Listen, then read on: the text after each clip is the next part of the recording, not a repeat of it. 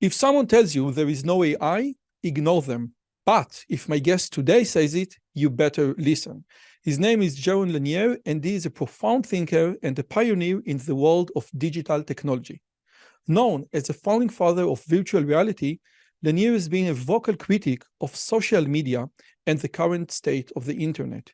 He is also an accomplished musician and writer who delves deep into the ethical and philosophical questions of our digital age. Mr. Jaron Lanier, thank you so much for coming today. How are you? Oh, my little bubble is great. The world at large, maybe not so much, but We are now in Israel, yes, yeah, definitely. I know. Uh, but in my little world here is pretty good lately.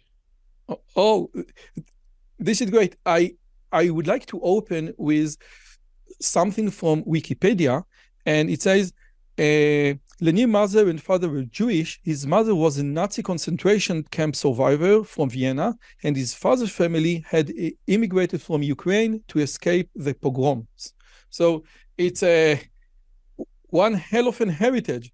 So my first Yeah. question: have you ever been in Israel? I'm embarrassed to say I have not been to Israel. I've wanted to for many years, and it's just, I don't know, somehow I've had a very busy life, and it just somehow never worked out. I still hope to. And my other question, if I may, how does your Jewish heritage manifested into your life as an grown up? Well, that's a very interesting question. I don't know if any of us really has enough self-awareness to answer a question like that very accurately.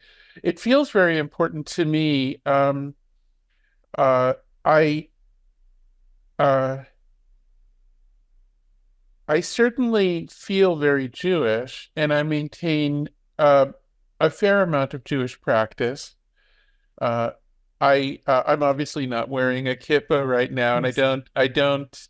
Although I would for Shabbat or for holiday, and um, I naturally I have a neighborhood rabbi who's bugging me about that all the time and saying, "Well, why don't you do it?" a very a very lovable and wonderful rabbi, but I'm a uh, I I feel very Jewish um in my psychology. I'm very much aware of coming from a family of many generations of Jewish trauma, and in fact, even, oh God, I want to try to not cry right now.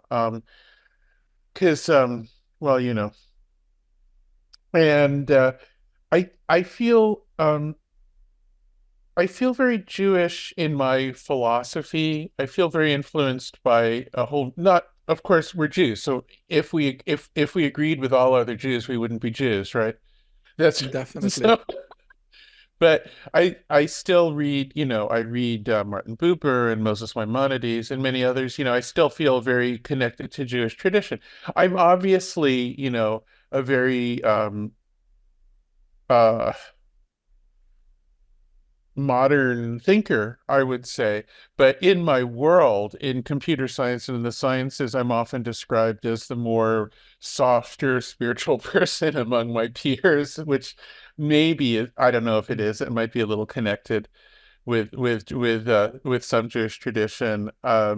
So um, I don't really but honestly, I don't fully know how to answer these questions. I'm also very American. I'm also very much part of the scientific world. And so, but I think Jews have always, I mean, one of the things about Judaism that's amazing is that it's one of the oldest surviving traditions in the world, and yet it's always been a tradition that involved a lot of mixing and multiculturalism and multiple identities back to ancient times. And I think that that's fascinating. And I don't really know of anything else like that in human history. So, in that sense, maybe being Jewish in a complicated way is the way of being the most Jewish, right? I think that you just supplied a wonderful answer. I think that one maybe a little job that I would like to take today is to somehow show you that some of your scientific work work is strongly connected to some of the essence of Judaism. The meaning of the name Israel is fighting with God, and the meaning Yes, of the right. name I know. and I the love meaning. I love that. I love that. Yeah. And by the way, the meaning of the name Islam is submitting to God. And we rather fight with God than submit to God. And I think that Right. some of your philosophical work regarding, AI, social media is fighting with God, with some of the gods of the social media and the AI. So maybe I know. in I have a friend who just recently discovered that she has a lot of Jewish heritage. She didn't know it before, and I told her what that means is she has to start arguing with God. yeah. That's like absolutely. By the way, you warned me that you're Israeli, so you'll interrupt me, and so I feel free to interrupt you. So let's see if you can handle it. Okay. By the way, I just came back.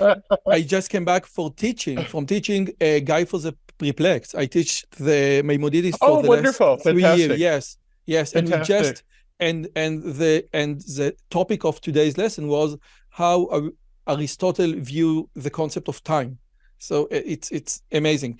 Now let's Fantastic. move on from your Jewish heritage to Yeah. another more modern heritage, which is Marvin Minsky.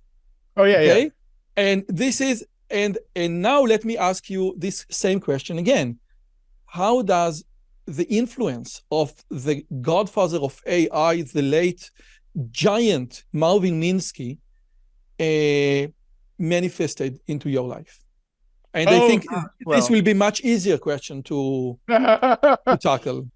Look, I love Marvin, and Marvin was one of my most important mentors when I was very young, Yeah. and unlike almost all of the other students, or I wasn't his student formally. He hired me when I was very young as a researcher at a lab. So, but I worked for him, um, and almost everybody who was a protege of Marvin's kind of worshipped him and agreed with him completely. I was the opposite. I argued with him. I agreed with him about nothing. We used to fight, and he loved it, very much to his credit, And there's a story I've told many times, which is that the last time I saw him before he died. Yes, it's a great story. Yes, please tell it. Please tell it once Yeah, more. a mutual friend called me and said, "Oh, Marvin is very frail. When you go to see him, don't have the argument. Let him be peaceful. Don't." And so I show up, and he is very frail, and he looks at me with a gleam in his eye, and he says, "Are you ready to argue?" And When so, I first heard you tell this story, it came to me that there is a very similar story that Richard Feynman, the late Richard Feynman, the great physicist, told that when he met with Niels Bohr, no one wants to argue Niels Bohr because he was like God, he was a legend, and Richard yeah, Feynman felt nothing of superiority, and he was the only young physicist who would fight and say to Niels Bohr, "No, you are talking yeah. BS." Well, I mean, And I Neil, know yes, Feynman was also a mentor of mine when I was very young. He was another one, so I knew Feynman. wow, My relationship with Feynman was different. I have to say honestly, Marvin was a brilliant intellectual giant of his age, but never intimidated me. Feynman's a different story. Like with Feynman, I gotta say, you'd have to really have a big set of balls to try to argue with Feynman as a young person. That was no joke because he had a level of insight that was kind of transcendent, in his area, in physics. It was really that really I have to say that was a different story for me. That one really was intimidating. now Although I another wait, I got a chance to interrupt you, but no, it's okay. You go ahead. okay. You have no idea how much I'm fighting myself because this is the Jewish way of speaking. Studying the Talmud is way in. All and no, I it's know, very hard for me. absolutely, It's extremely hard. absolutely. I tell you what we know. I think what what the educated man knows about Marvin Minsky, and if you could please shed some light on different Yeah, aspects that you find that you find important, it will be very helpful. You know that in the beginning he wrote the book Perceptrons, where he right. basically argues that you can't make a neural network with more than 2 layers because it will be infinity to train. And this book started what we call now the winter of AI. So That's right. in some part, he's the godfather of AI, and I think he was the founding father of the AI laboratory at MIT. That's correct. But in the second aspect, he was the destroyer of AI until the 80s when backpropagation was founded. So how do you Yeah, reconcile the two? I mean, I know a little bit more of that story than many people do, but I doubt I know all of it. I can tell you, I can add my knowledge to the picture. I'm sure it's not the end of the story. So what I know is that the story starts a little earlier with Norbert Wiener. And so Norbert Wiener is perhaps not as well known today, but in the 1950s, he was considered one of the great intellectual giants, and he was a celebrity in the world. Um, and he had come up with an idea called cybernetics. And cybernetics was a rethinking of how computers would work that was an alternative to Turing and von Neumann's idea. So in the Turing von Neumann conception, you have this box, which is the computer, and you prepare it by creating a program, you turn it on, and then it either completes or goes on forever, depending on the program, but it has a distinct, preparation, runtime, and then maybe ending time. And Wiener had this different idea, which is that you should think of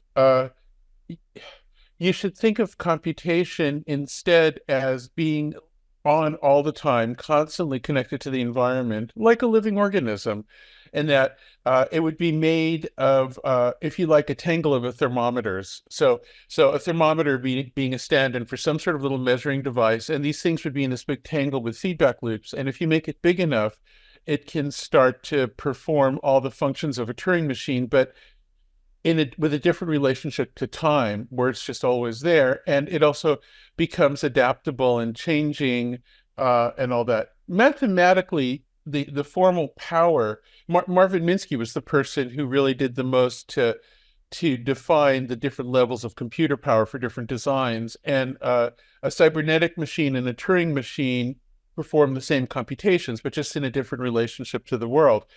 And it was out of cybernetics that the first neural net type of systems were being built. Because I thought that Frank Rosenblatt with his famous AI experiment, when they had these giant triangles and circles and A, B, and C, he was, the first one to actually made, connected all the giant, all the electrical wires to make the first neural network. Right, but that's a little later. I mean, remember, Norbert Wiener is writing theoretically. He wasn't yet building machines at the start. But a very interesting thing about Norbert Wiener, which made him distinct from people like Turing and von Neumann, is that in his technical books, including equations and everything, he's also talking about how this would connect to society. He's talking about what this might mean, what are the perils and what are the potentials for civilization. And in fact, one of his famous very early books is called The Human Use of Human Beings, about how systems like this could be misused to manipulate people and could potentially be a terrible danger. And in fact, at the end of The Human Use of Human Beings, he even has a thought experiment about what if you had a little device connected by radio to some central computer that would be with you all the time, that could be used as a feedback device to affect what information you got that might have an impact on you. Would that make civilization insane and possibly destroy us? Which is, similar to our problems today. And that was, I believe, Wow. 1950, if I remember correctly. So really going back quite far to just shortly after the end of World War II. But anyway, and in your opinion, and in your opinion, Minsky got the concept of society of the mind from society Wiener's ideas? No. So here's what happened. As I understand it, so I never met Norbert Wiener, but obviously I knew Marvin Minsky very well, as well as a number of the other people from the same period. Apparently, there was a gigantic personality conflict. Okay, people like Marvin Minsky and some of the others really did not like Norbert Wiener. Uh, I mean, like, seriously, I've heard him described as this incredible, arrogant asshole. I've heard, can I say that on your podcast? I don't know. Uh, I've heard all kinds of bad words used to describe him. I can't assess it. I don't know if he really was obnoxious to people. I just don't know. It's something I've heard. I think it's also possible that there was a lot of professional jealousy because at the time he was very famous. And so in the late 50s, I think it was perhaps around 1958, there was a conference at Dartmouth University where the term artificial intelligence was coined, right? Marvin was there, as were a lot of the other people. And artificial intelligence was in part initially understood as an alternate political camp opposing the cybernetics people who were associated with Norbert Wiener. And so then this thing happened, which is this very stupid human thing, which is people form camps by association. So if Norbert Wiener's idea is immediately suggestive of making neural net type structures, then the artificial intelligence camp is going to be opposed to that. And indeed, it's true that Marvin and Seymour Papert wrote this book called Perceptrons. Now, the thing about perceptrons is that there's an extremely important difference between saying that something can't be done perfectly and saying that something can't be done usefully. So, for instance, we can't calculate the circumference of a circle perfectly because we can't calculate all the digits of pi, but we can calculate it as usefully as we'd ever need for any purpose, right? So the difference between perfection and usefulness is a really, really important difference. And so they made that error in thinking, perhaps even deliberately, to say, well, you can't do this other thing perfectly, so therefore don't even try. But of course, we now know you can do it usefully. Yeah, just a second, but this is a great distinction, but perfectly versus usably. But in that time, when backpropagation wasn't founded yet or invented yet, it was basically not possible. It was impossible to train a more than 2 layers neural network in a manageable time slot. Yes. Well, but that to me is, I think we've just said the same thing, because to say you don't yet have an engineering technique to break through a problem is very different from saying that you never will, because there's a fundamental mathematical block. And there never was a fundamental mathematical block. And my recollection from the time when I got involved with this, which would have been in the late 70s, I guess, is that everybody knew that this was kind of fake. So in other words, yeah, it's true that the techniques didn't exist yet, but also it's true that a mathematical proof that they would never exist was not present either, obviously. But there was a sort of a community pretend. There was a community ritual in which people acted as if there was a proof that the techniques could never come into existence. And that was certainly based on a falsehood. Okay, so let's move on to the concept of AI, because there is a great AI series of lecture, and from MIT, the guy was, what's his name? Just a second. He's a very nice man. No. Patrick Winston. Yeah. Patrick Winston. And basically, there is a lot of, we have here is a book. This is a great famous book, by Norvig and Stuart Russell and Peter Norvig, and we have and we have many ways, many techniques, to conquer. We have depth search, and we have graph optimization, and we have so. In my opinion, or in many other people's opinion, the idea was that AI was a set of many tricks that can be used to solve certain types of problems, okay? But it all vanished, almost vanished, when neural network came to be. So now when we say artificial intelligence, we basically, in the scientific papers, we basically use neural networks. And my question to you is, how do you see that everything that was done in the field of Yeah. AI was Um, like vanished or diminished compared I to neural networks? I think that's a really excellent question, and actually, it's something I've been thinking about a bit. So I know these people. Like I see Peter Norvig pretty regularly at Stanford. Still, he decided to go back to teaching.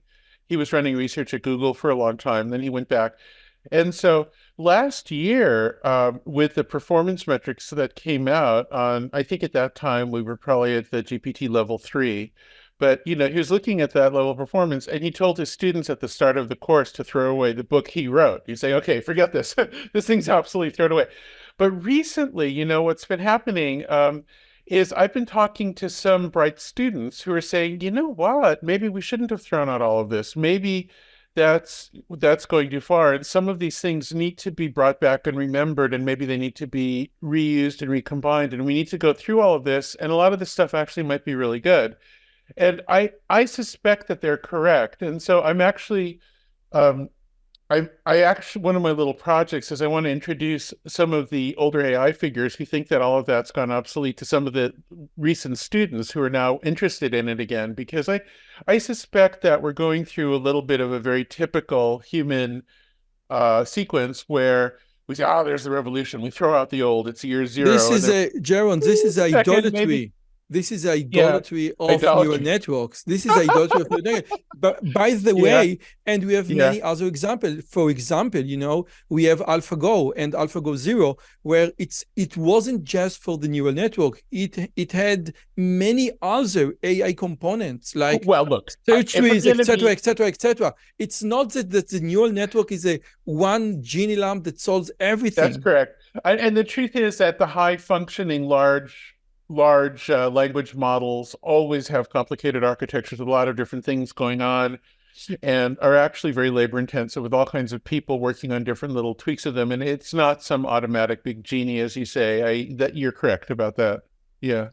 But everything that I said up until now, it seems that with the new transformer models like GPT-4 and the Grok and Uh-huh. Llama 2, etc., this is completely new era. And I spoke with many people, from AI, Scott Aronson, and I spoke with many researchers in the Yeah, field of Scott's great. NLP, and Uh-huh. people say, there is something. I had a linguistic professor over here, and I said, listen, we don't need you anymore because the NLP, the large language model, can can understand to a great level of details the human language. Now, you said something about words which are ambiguous, but we will come into this later. But it seems to me, and my question is, does it also seems to you that large language models like GPT-4 or Claude 2 or the new Grok are profoundly different from like other more conventional CNN architectures like VGG 16?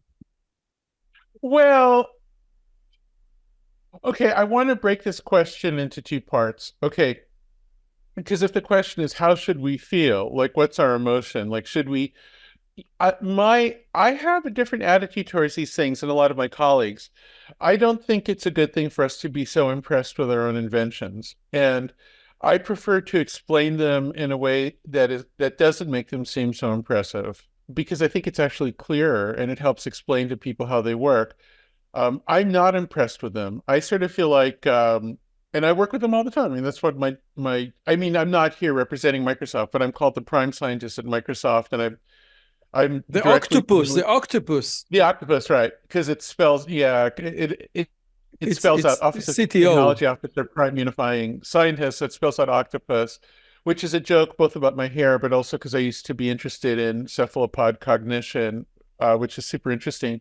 But anyway, the I personally am not that impressed with them. And what I would hope is that 5 or 10 years from now, we'll think of what we were doing now as being kind of primitive. And I think we have, it's a kind of a vanity function where we tend to become, we want to be excited about whatever is new that we've done, and we want to make it out as this revolution and the new thing in the world and all that. And that's fine, but that's our emotion. That has nothing to do with the actual technology, right? And so for people who want that experience of being impressed with it, and if it makes them happy, go for it. However, I am not one of those people. I feel that our healthiest relationship is to always be a little skeptical and not too impressed with our own technology. I think that's the best way to think about it clearly.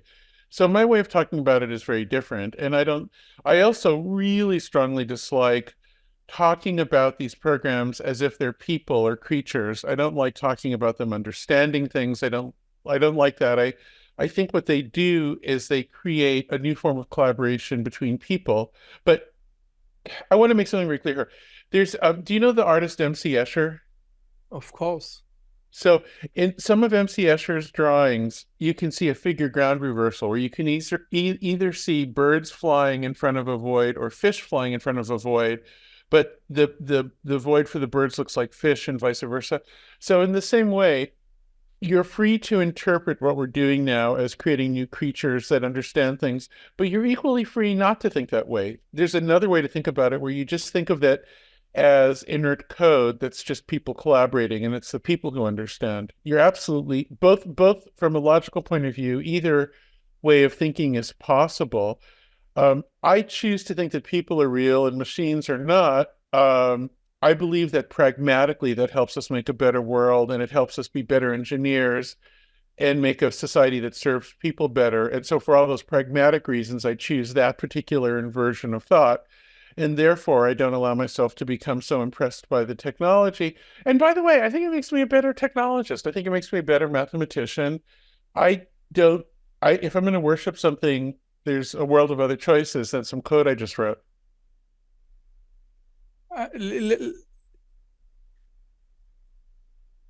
You're a musician. Wait, You're did also I make you, no, did no, I no. make you speechless? Wait a second. Yeah, yeah. You're a musician, and it seems to me that there are Yeah. different levels of abstractions that cannot be reconciled simultaneously. Let me explain. So I can treat the music instrument or music as air pressure, okay? Because basically music with the guitar is basically air pressure and nothing more than air pressure. But in this level of abstraction, I would never be able to understand Mozart. I will never be able to understand Mozart using air pressure. I need a different level of abstraction, which is the theory of music. And I think that we are basically agree on this part. So I can say, okay, the GPT-4 basically do entropy. Yeah, it does an entropy. It entropy for the next token or for the next word. But in this level of abstraction, it's very hard to communicate, because if I ask ChatGPT-4 for something new, more often than not, if I know how to be a decent prompt engineer, I will get new and creative answers that will be good in the real world. So I can't say, yes, it's just entropy and, it's just the statistic of the next token. But when I deal, with those systems, it seems like they can provide something new, creative, and valuable. Would you agree? Well, I half agree. I partially agree. So there's a bunch of levels on which to describe the system. On a fundamental philosophical level, you could still say that none of it is anything. It's just bits, or it's just pressure waves until it's experienced. And you could say experience is still something kind of mystical. And that's the philosophy that I hold, actually, even though it's not a very popular one these days. But that's the philosophical level. Just on a practical level, what the large language models can do, what the methods involving transformers and related techniques can do, is something that's pretty cool, but it also has limits. So Um, once you start by training a giant ocean of classifiers, basically, and then what it can do is it can solve for how to generate something that agrees with multiple classifiers at one time. So if you say, I'd like you to state the Pythagorean theorem, but in the language of a movie pirate, it has to solve those two classifiers at once, and then that's something new. So in a sense, it's through a stochastic process, it's finding a way to agree with multiple constraints at the same time. And that is a form of creativity. Or another example would be, I want to have a cat, throwing a frisbee on Mars or something, and it has to agree with all of those classifiers. In order to do that, it has to solve all these problems, like how would a cat spot hold a frisbee, and it does pretty often, not perfectly, but it does something. But the thing is, there is a ceiling there, so it's not constrained just to the surface of what it's been trained to, because it can fill in the space between things it's been trained to. But then, if you sort of imagine each classifier as being like a tower, and then the generative function as being like filling in the space between the towers, there's still a space above the towers that it cannot reach, and I think that people can. It's hard to prove that people can, except that historically it appears to me that we do. Like, I think it's very hard to explain what somebody like Richard Feynman or Albert Einstein did in the terms of just meeting multiple classifiers. I think they did something beyond. And so my personal take on it right now is that you're half right, but also half wrong. That Oh, the people who say, oh, they don't really do anything are wrong, but the people who say, oh, like there's this giant open horizon and linguists are obsolete, I think they're wrong as well. I think we can define what these systems do, and it's wonderful. And having a concrete definition of a technology is much more useful than having a worshipful open definition of a technology. okay, I loved what you just said, and I want to take Popper's argument, and you say, okay, there is a ceiling, because if one classifier is here and other classifier is here, it is basically fills the gap, but it doesn't Uh-huh. move beyond this and gap. and that's and I want to emphasize that that is both marvelous and extremely useful, and already extremely useful. Like that, I don't think I'm criticizing it. I think that's No, no, no, no, great. no. This is What I'm great. trying to do But is be more precise in defining where the value is. my question is, could you give me a counterexample? Could you give me a scenario where AI, what a new AI model needs to do in order for you to say, it is just went beyond this gap? Oh, well, I mean,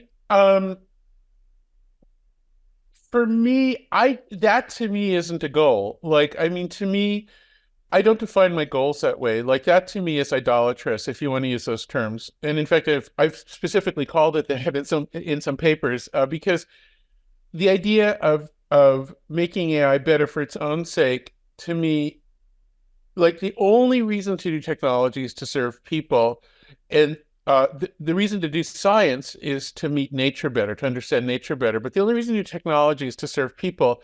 And if you're improving technology only for some sort of abstract idea that the technology itself deserves to be better, you're probably going a little crazy, and it's not a good way to approach things. So to me, that's not even a goal. I can't even answer that question because I don't believe Okay. in that framework. Oh, However, I do believe we need to improve what we're doing in a lot of ways. I'll give you an example. Since I also, I have a long history in the technology of virtual reality, uh, I've also been interested in doing these prompt-based generative methods for virtual reality, where you can say what you want. And an interesting thing about that is, if you do it for what we call mixed reality, where you're still seeing the real world and there's it's extra like stuff. augmented reality. Well, okay, just in terms of the terms, I made up both virtual reality and mixed reality. And mixed reality existed for 10 years before augmented reality. And what happened is, back in, I think it was probably the 90s, there was an engineer at Boeing who was like a customer who called it augmented. We're like, you're the customer, it's augmented. But to me, mixed is still the more Okay. earlier and word that I like better. But anyway, whatever. People, everybody's always trying to rename things, and I don't really care. But at any rate, the point is, if you can walk around and you can say, well, could you please add three-dimensional directions around this device to help me repair this device because I don't even know what it is, but it looks broken. Okay, so if you can do that, and that's a very active kind of practical thing that we're doing now, or trying to, so that people have an easier time maintaining and repairing physical sites and whatnot. So if you can do that, an interesting thing is you're connecting the real world more to the large model. And then you get a very, very interesting side effect, which is the large model starts to be grounded in what's going on in the real world. And so I think that the next thing I'm really trying to do is connect the model more to reality instead of to what people have said about reality. Okay, which is to me, that's an important distinction. And I think, could you please repeat the last sentence? yes. All right. Right now, when we use large models to try to solve a problem, the model itself isn't directly connected to the problem. It's connected to what people have said about the problem. And that can be really good because you can find hidden opportunities or correlations between what people have said about a problem. So I'm not saying that that's useless at all. It's often very useful. However, if you can build a bridge between reality and the model, you have a much better chance of having what we call grounded models, or they're connected to reality instead of just in the world of what people have said, and that becomes much more useful and for a lot of practical situations, for engineering, for problem solving. And I think moving to a more grounded approach is like one of the major themes in my work lately. This is great. Wow, this is I just the idea of harnessing GPT or any other large language model into the world of virtual reality, it seems so well. So I mean, cool. For one thing, it's really fun because what I had always wanted for virtual reality back when I was very young, which is, I mean, at this point, almost a half century ago when I was doing this, I talked about a sort of a waking shared dream state where you could go in and get whatever you wanted and co-create these worlds with people. And we experience a little bit of that with shared gaming platforms like Minecraft or something, but where people make things together. But just to be able to go in and say, hey, I want a giant forest made of tubas, and it pops up, and somebody else says, I want rabbits coming out of the tubas. It sounds silly, but it's a very magical experience. It's a very cool thing to be able to do with people. But once again, that's the fun side. There's a practical side, which is figuring out how to ground the models more in reality. So there's a funny blend between a kind of almost psychedelic art approach and then this very pragmatic approach of just trying to make the models more useful. I want to ask you one last question regarding this topic, and we move on to virtual reality. In a recent interview, you said worlds are much more ambiguous than what we tend to think. And I thought that this is a brilliant idea. If you could please elaborate on this idea, because again, you said that large language models are not connected to reality, they're connected to what people say about reality. So I think that this distinction, that the idea that worlds can be much more ambiguous than what we think, is a very crucial idea to ponder about. Yeah, I mean,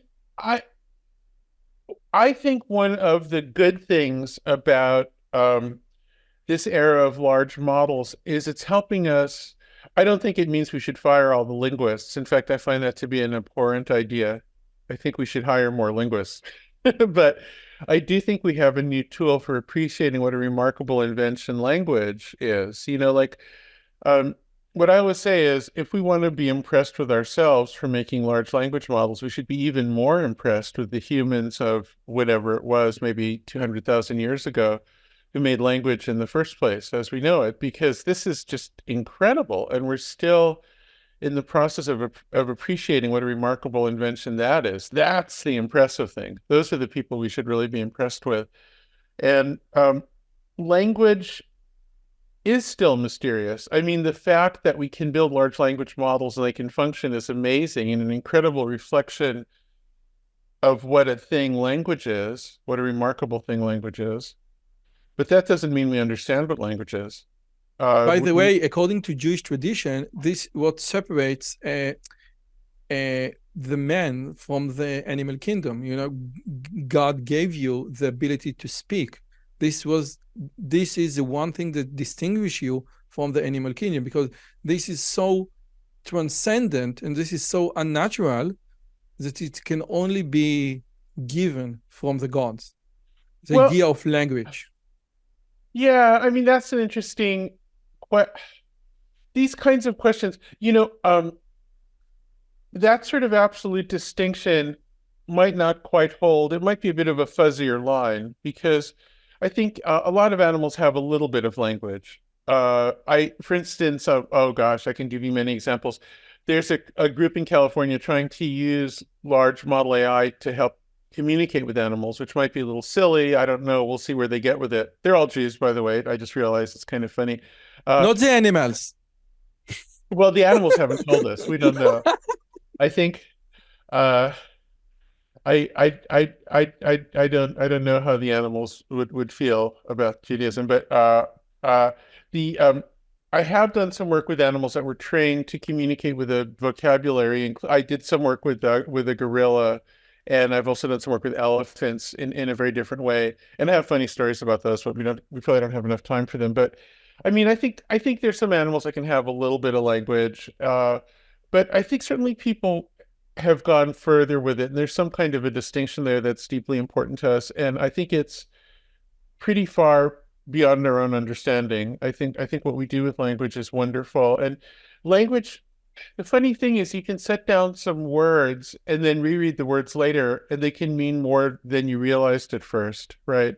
So this is why ancient texts are so interesting, that you can read something and you can say, oh my God, there's like more in there than I knew, and possibly more than the people who wrote it knew, so I think there is something astonishing about language. And it's, but I don't have all the answers about it. Honestly, I don't, I think one of the really important things about being a scientist or being a rationalist that is often forgotten is a sense of humility, that you can't be rational unless you develop an ability to talk about the limits of your understanding. You have to be able to say, okay, I'm really at the point where I don't know more.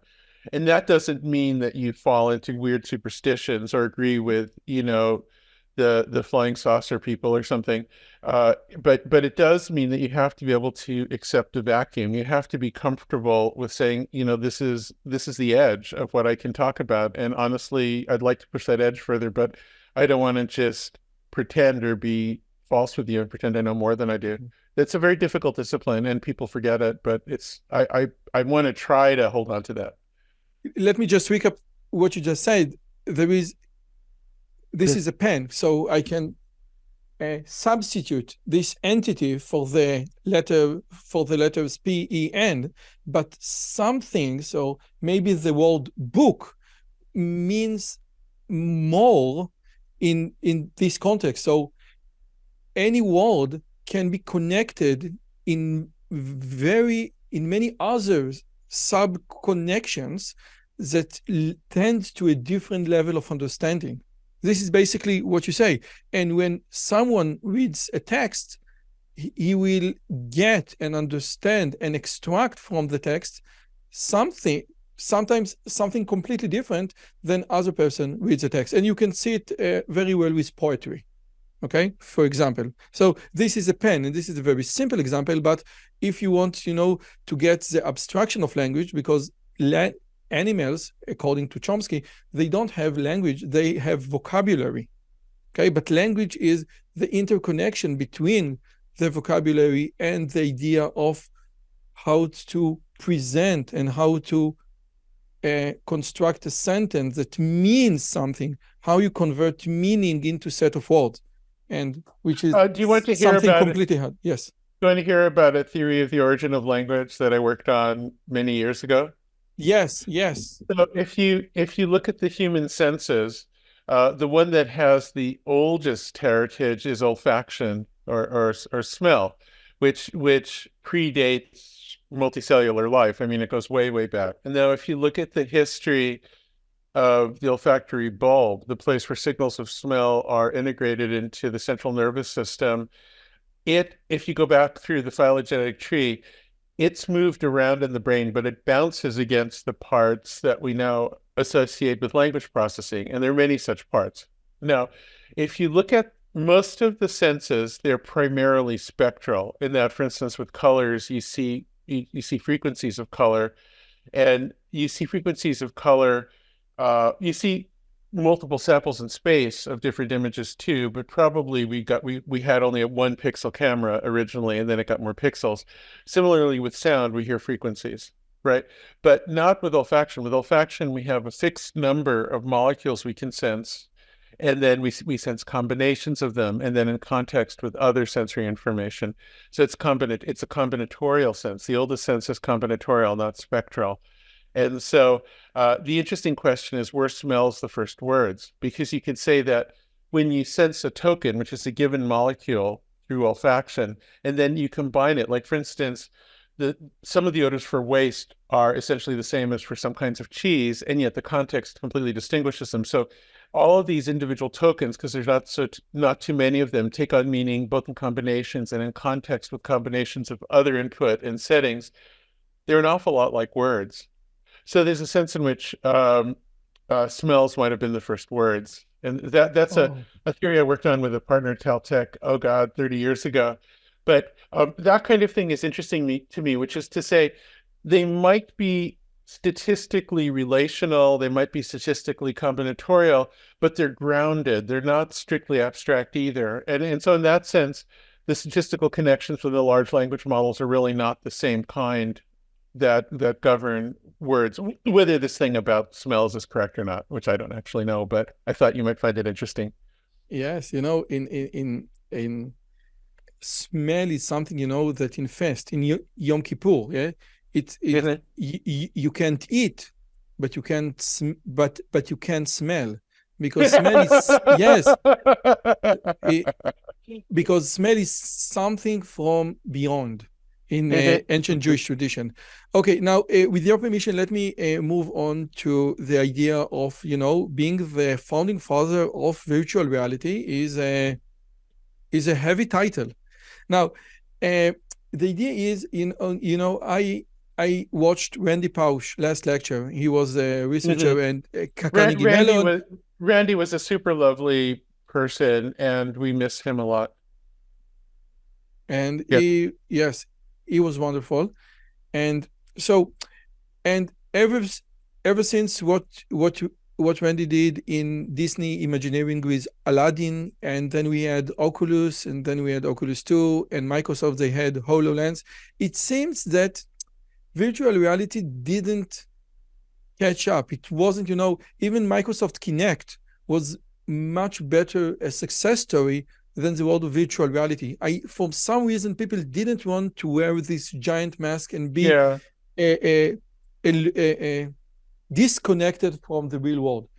And my question is, do you see it the way I see it? And would you say that the new metaverse, or like Mark Zuckerberg presented to Lex Friedman recently, change the story?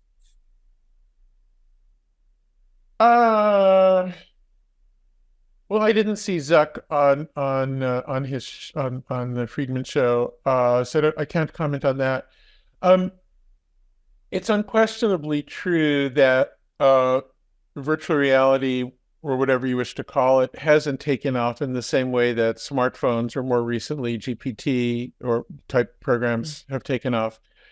I I have had a lot of thoughts about that, and I I've always felt that the way it's been commercialized has missed the point a little bit, and has often been um, incorrect, and of course the only way to know if I'm right is if somebody does it the way I think it should happen, and then it suddenly works, and they can say that I It was was a right. But solution in the search for a problem, yeah, and not a so to problem in the me, search for a solution. I think what happened was there were some technologies that were extremely successful, like back in the 80s, let's say, having personal PCs was successful, and then early in the century having smartphones became very successful. And so people are saying, well, what's the next big thing? And the next big thing is everybody's going to be walking around with these things on their head. But I always thought that that was exactly the wrong way to think about virtual reality, because virtual reality is not,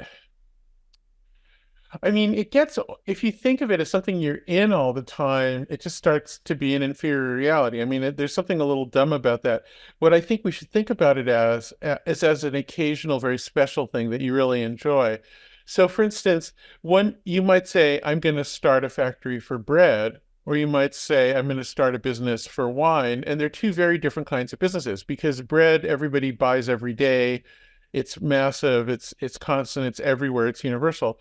Wine is a little more unusual. Hopefully, you're not drinking wine all day long every day. It's a special thing and you want to enjoy it. You want it to be good quality, and it's a different kind of thing. Wine is still a very good business. It's not that bread is a better business than wine. It might be that wine is a better business than bread, but they're very different types of businesses. And I feel that people are trying to sell virtual reality as bread when it's really wine, you know. And so I think that they've really made a mistake that way. I think what it should be is a special occasional luxury thing.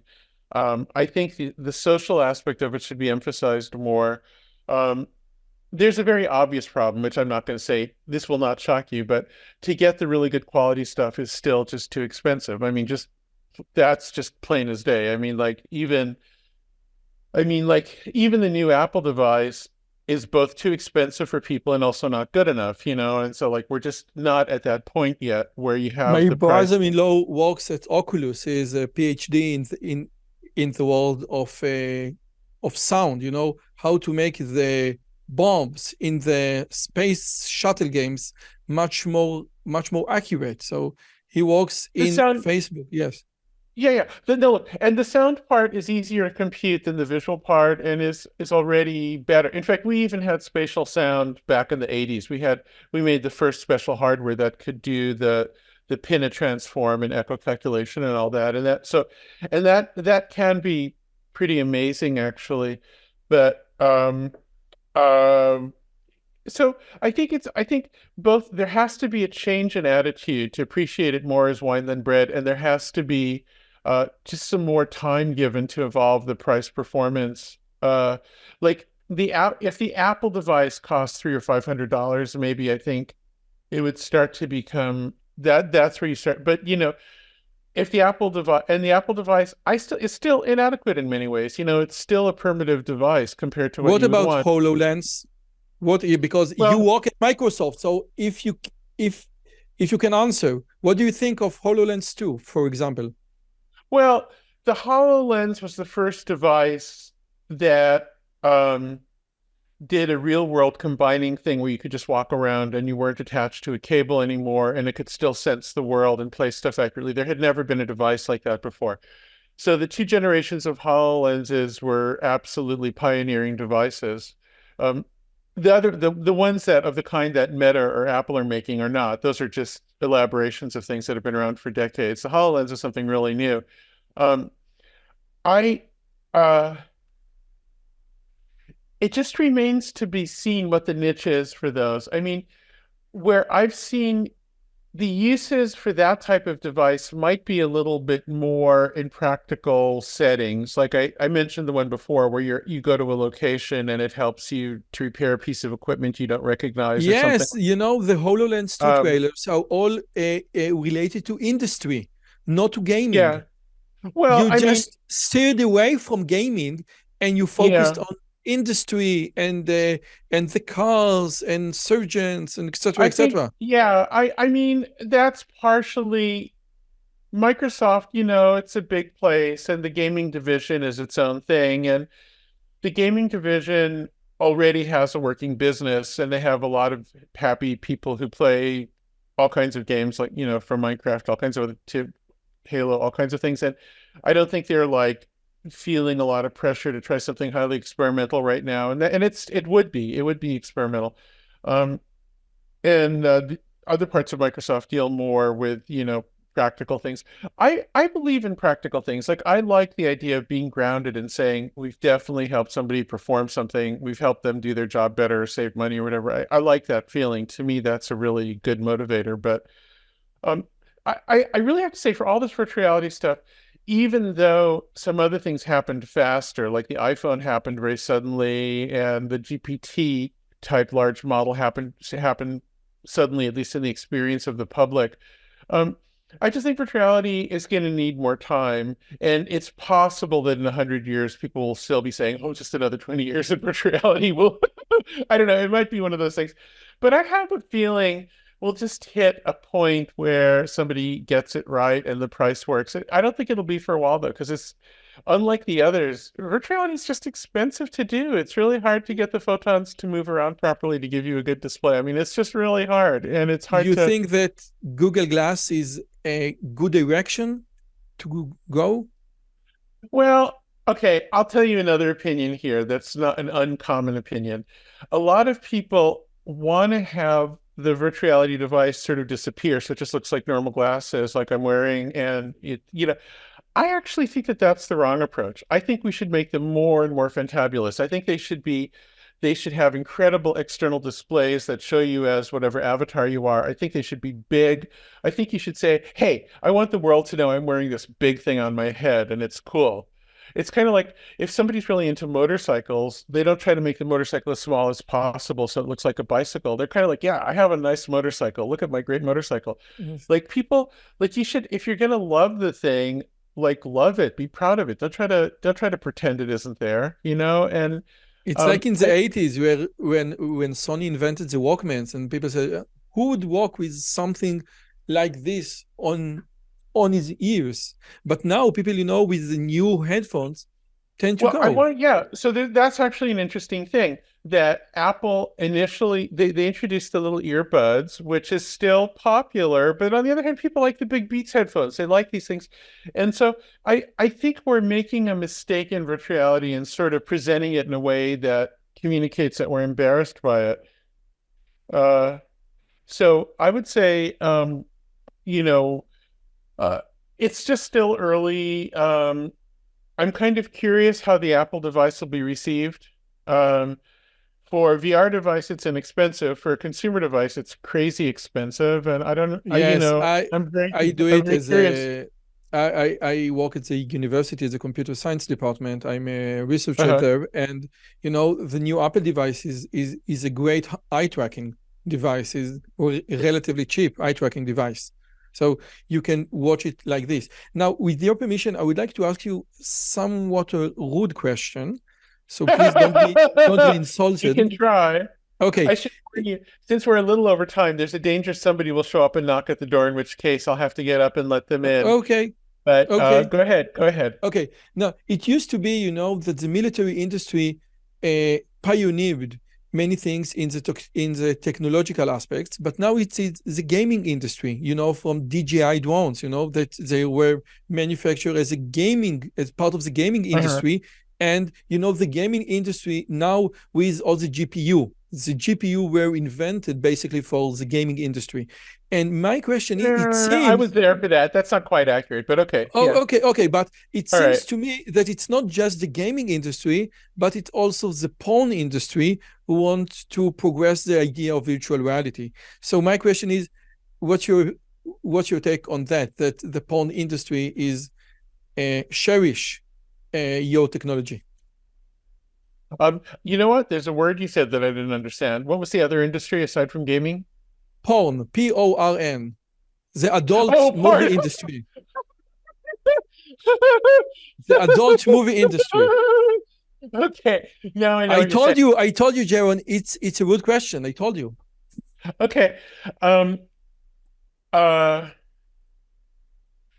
so, first of all, I want to say a lot of the technologies that are most important to us are perhaps still pioneered by military research organizations. I also have a relationship with DARPA, which is the military research Yeah, branch of the yeah. United States.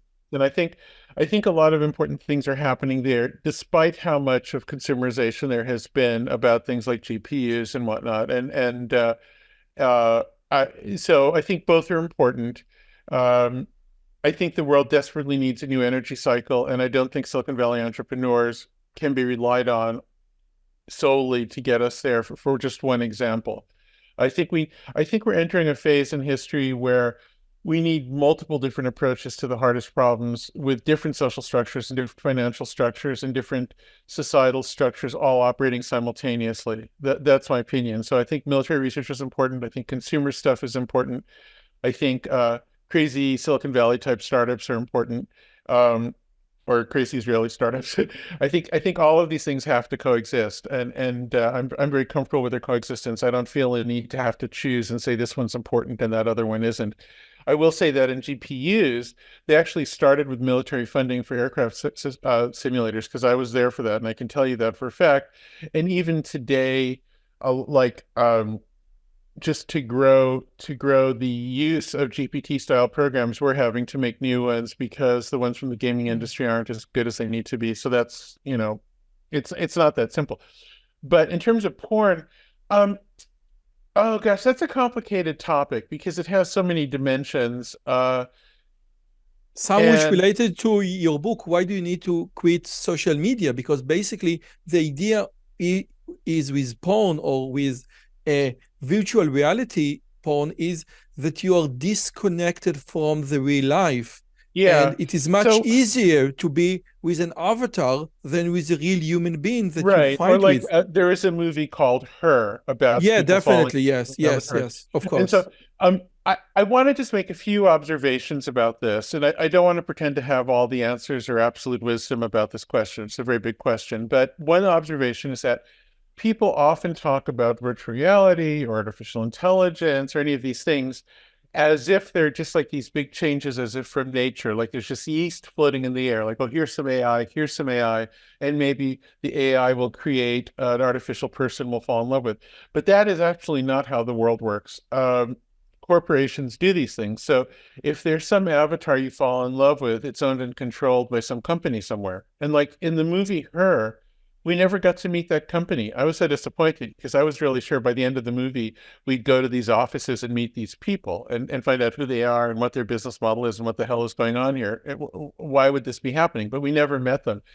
And so I think that the important thing to understand is that there's a political, financial, and just power relationship whenever you believe a fake person is a person, because a fake person is going to be owned and controlled by somebody. And that ownership and control might be complex. For instance, it might be on what was Twitter. There were a bunch of fake people created by Russian PSYOPs operatives to try to divide American society in the lead up to the 2016 election. And so in that case, the ownership and control was mixed between the official company and others who were taking advantage of it. So it might be a complex situation, but there's always somebody behind it. The avatar doesn't just appear out of the air like yeast. There's always somebody in control. And so the thing you have to understand is that if you're having a relationship with a fake person instead of a real person, you're actually having a relationship with some power structure that you might or might not identify. You might not know who's behind it.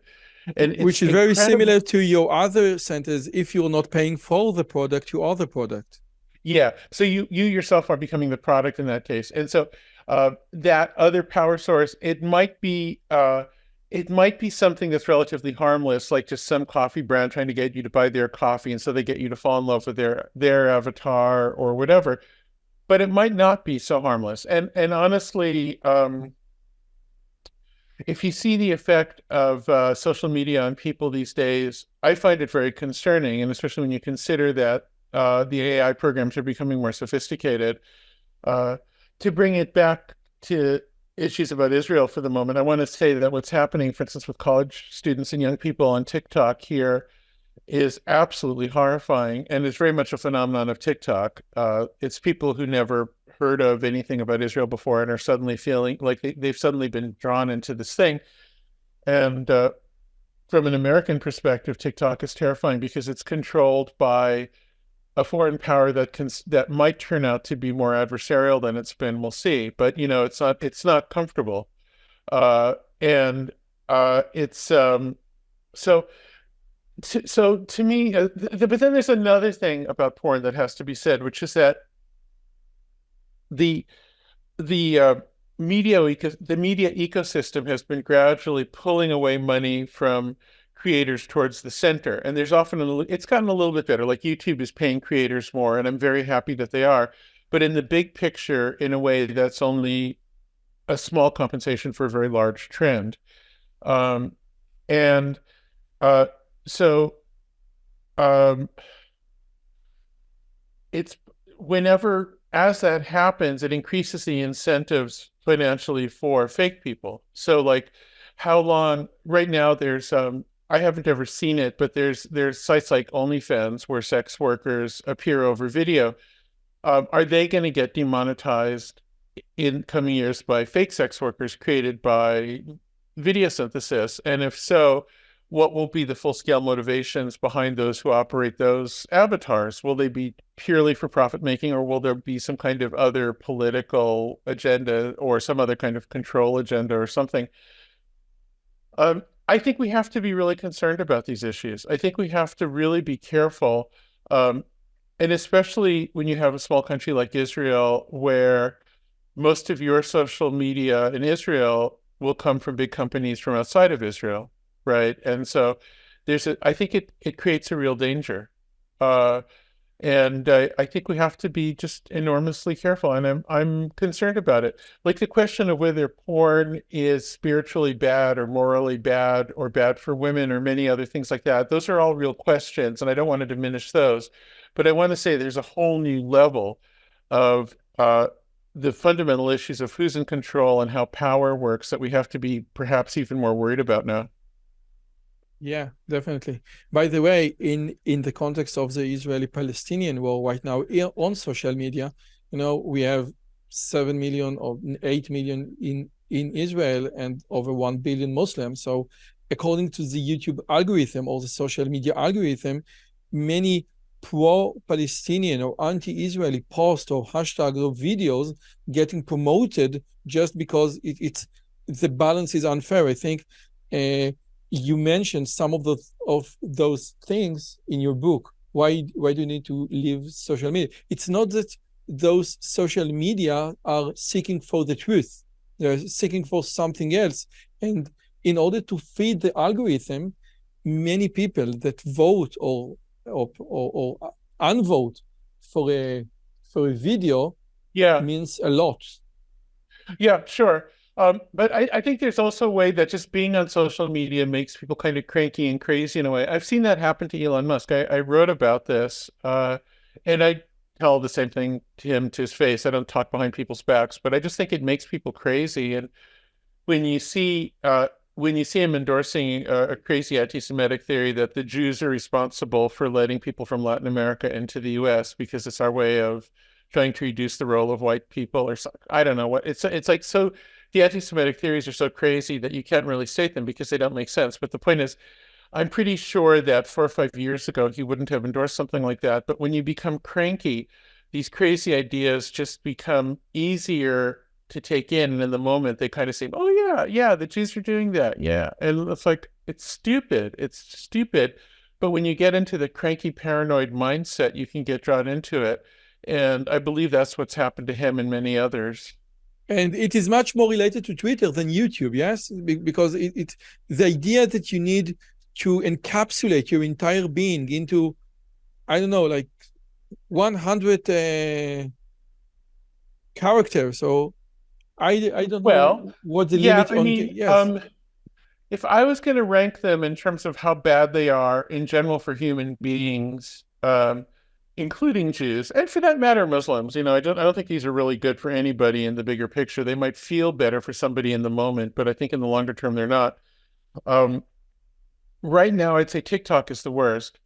And I have theories about what's going on with TikTok, but the problem is if you state them, they're almost like the paranoid theories that people become prone to from using them. So I'm just going to keep my mouth shut for now. But I think we might discover at some point that people have been using TikTok experimentally to see what they can achieve. And some of what's going on related to the current conflict might in part reflect some of those experiments, actually.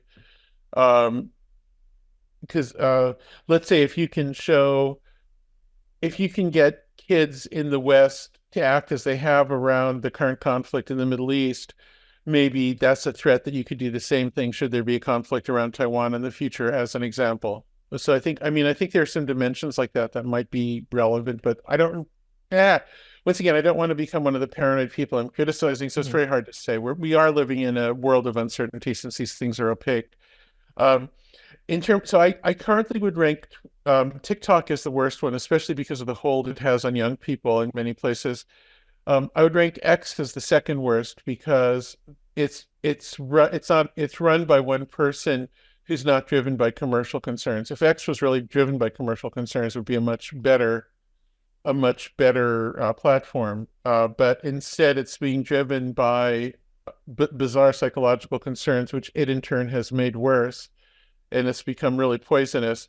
So those two. So may I also assume that you find the new AI Grok, the new Twitter AI, much more dangerous than more safety conventional AI models? So far, okay. I'm not here representing Microsoft or OpenAI, and I have to really be clear about what hat I'm wearing. I have had some open and public conversations.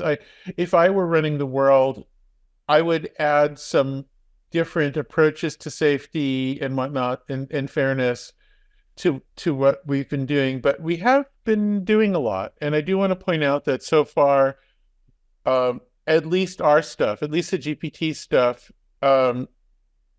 has been a lot better than it might be. And then, of course, people say, well, what does that do about the others from the other companies? I mean, I don't know. We'll see. I mean,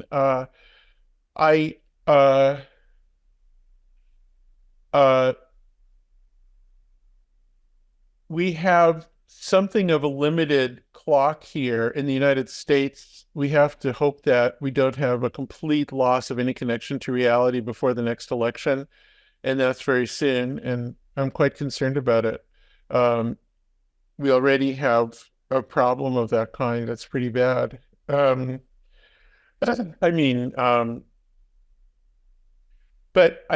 so far, we've avoided having anything too terrible happen through the GPT systems, and that's been through a lot of deliberate effort, and I hope that will continue to be the case. I beg to differ in one aspect, and would like to ask you, what do you think?